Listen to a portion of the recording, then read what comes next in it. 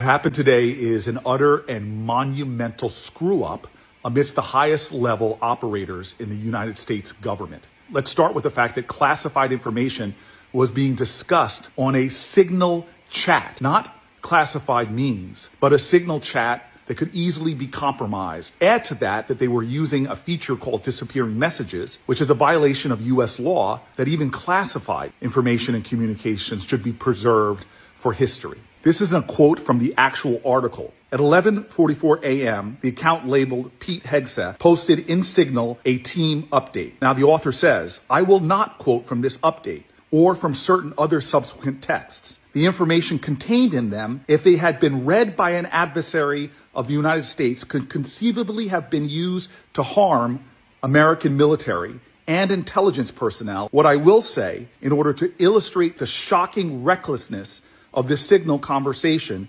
is that the Hegseth post contained operational details of forthcoming strikes on Yemen, including information about targets, weapons the U.S. would be deploying, and attack sequencing.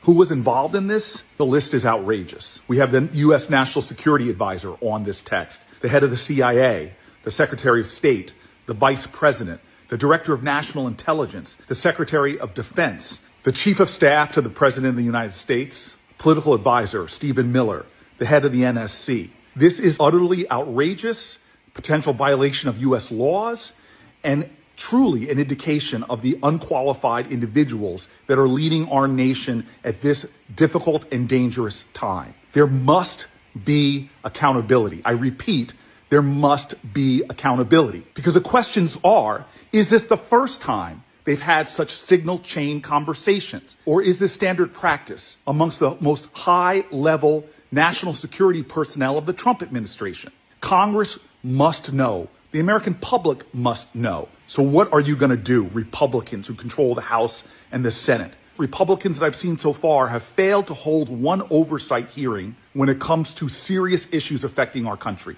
Not one oversight hearing. But if this was a Democratic president that did this, they would be calling immediately for resignations, for criminal investigations, and most certainly there would be congressional hearings. Are you going to give a pass to your president?